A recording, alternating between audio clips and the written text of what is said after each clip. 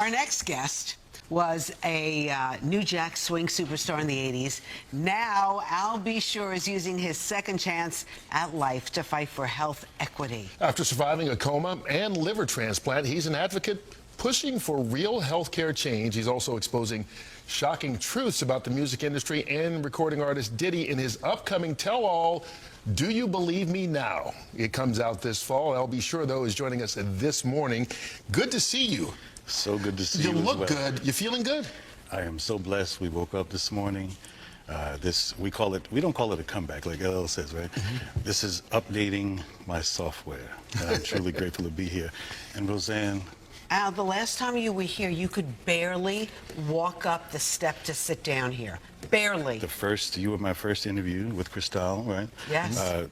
When I was released from the hospital, and it was just, what an amazing journey it's been. You know, I figured, look, when you get lemons, make Arnold Palmer. So what are you doing now? How are you getting the word out? Well, you know, it's been an amazing journey. I get the call from my co-founder, Ms. Rachel Nordlinger. We started the Health Equity and Transplantation Coalition, and we are advocating in Congress, fighting for equal access to quality health care, really just focused, and my focus, obviously, you know, standing in Congress and speaking in front of Congress, I've made it very clear.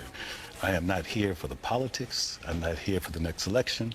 I'm simply here to save lives of transplant patients. So, you know, so there's a focus there. We've had some success in Congress related to having people come across the aisle, because I made that clear. So this is a real life mission. There's no marketing in my life. Roseanne, this is the best time of my life. You look good. This is not, you know, there's no hustle, there's no marketing, I'm living my truth, and it's time. So you were in that coma in 2022. You had the liver transplant, you had the tracheotomy, I mean, all that stuff that went on. Multi-system organ failure. Yeah, Wow. 60. Right. Have they figured out what happened yet? We will. No, I mean, have the doctors, medically, like, what happened to you? Yeah, what happened? So, because you just collapsed, right? Yeah, so, you know, just mysteriously out of the blue, you know, which we do talk about in the book. Yes, what that, I want to get into that. What that process is. But, yeah, so it's been quite a journey. And as I said, you know, even as it relates to writing the book, I went through almost, you know, more than a decade of being scrutinized and clowned by law enforcement, them telling me, you need some help. Sex trafficking, really? What's wrong with you? No way, you know, but not realizing that they were also working for the situation. Because you were hinting, saying... Posting, yeah. I get calls, take it down or else, so on and so forth. But this is about Diddy, so let's be clear for everybody that doesn't know. Diddy, who's about to, his trial's about to start. Yeah, yes. They're selecting a jury. But you were on this train years ago. Yes, many, many years ago. I posted some information that was, you know, basically trying to save my life. And thank goodness to my ex, you know, the wonderful Kim Porter, the late Kim Porter, who, you know, kind of warned me all along the way to, you know, just kind of watch your back, so on and so forth. And I didn't understand why. Because of Diddy. Basically. Do you believe that she died of pneumonia? Absolutely not. Why? What evidence do you have? She was in the best of health. We just saw each other prior to her passing. We were actually celebrating our son's new Netflix Christmas special, and she was doing just fine. In fact, we were all at the event together at Netflix in the lobby. Sean, myself, the children, you know, all having a great time, and I'm, you know, grabbing Sean like, what? And she's in the back going, stop, you know. So it was a really festive opportunity just for all of us to be together, because it's nothing like the circus that's out here.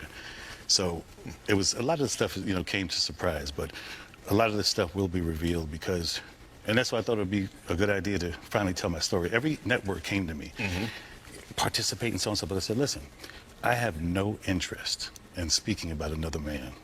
But you are in the book. Yeah, right. But this, I will speak about where our paths cross and what's most relevant. It's something I've been trying to say for many, many years. And unfortunately, Roseanne, even with Sean being incarcerated, that's not a celebration.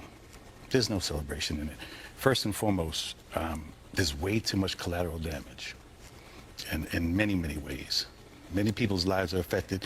And in fact, a genre of music that I grew up in, is ruined right now. You blaming Diddy for that? I'm blaming this entire industry and the way it's gone.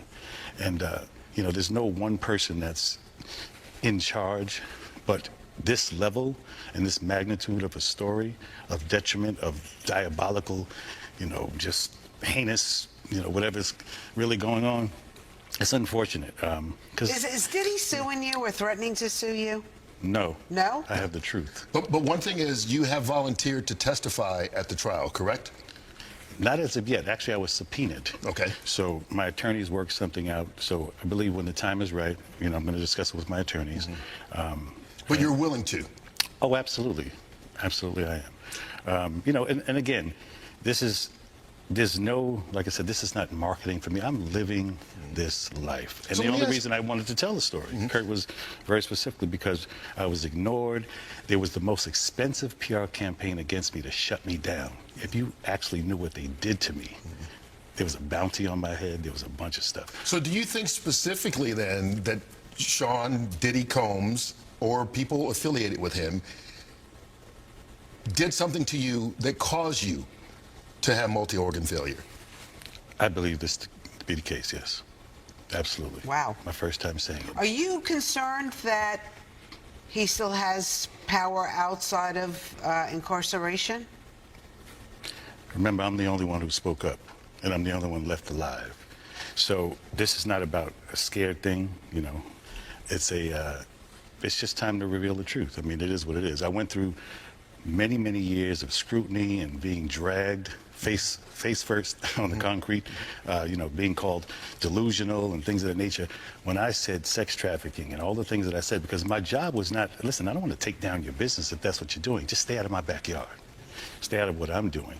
I'm focused, How did we start this, Kurt, from Mount Vernon, writing love songs, to a case, arguably bigger than OJ, in 2025. It doesn't make any sense. We're not supposed to be here. Like I said, there's no celebration in any of this. Do you feel because you're not supposed to be here, that gives you the freedom to talk now? Because you survived? Yes, I believe so. I believe so. Listen, my faith serves me so well. I'm in prayer every single day, multiple times a day, just saying, just let's get this right. And when you think about it, for me, I don't even wish him harm. I don't wish him, I don't want to be here. I would love for us to all be, riding in the sunset. We sold millions of records. We've affected the culture.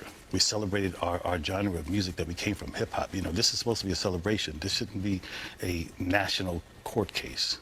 So there's no anger with me. I don't produce anger, jealousy. That just doesn't come from me. Listen, I can't wait to read the new memoir. It's called Do You Believe Me Now? It's out September 9th. But in the meantime, if people want to know more about transplants and organ donation, they can go to transplantsforall.com. Absolutely, absolutely. And we're doing such amazing work. Live On New York, we're partnering with transplant organizations who are really doing the work on the ground. We have some interesting meetings. It's like, this has been such a godsend as it relates to, this is why I'm not angry at any individual. That's why we're here now. And I'm here to celebrate. I'm going to celebrate properly. And, right now, the industry is corny. We need a reset. So this is the time for the great reset. Keep turning those lemons into Arnold Palmer, That's right. as you like to say. I see you got your Knicks hat on. Come on now, listen. Can you afford tickets to those games? They're crazy right now. Listen, the tickets are crazy, but I kept something in the shoebox. Listen, I'm from the era of Patrick Ewing, John Starks. The last time they were Charles in the finals. Oakley, right? Yeah. The last time they were, so I was on the floor then, and it's been a long time because there was this guy named Michael Jordan in the league. Yeah. But listen, these guys are doing their thing. Now imagine taking two in Boston. I know. Do you know I'm from Boston? Oh. I was We're born not in talking Kansas. about that, Albie. But I grew up in Mount Knicks Vernon. We fan. love you. We're so happy Thank you that so much. Thank you. Good to see you again. So good to see you. All right. And I'm watching that football. You already know. I'll be there, exactly. Stay healthy. All right.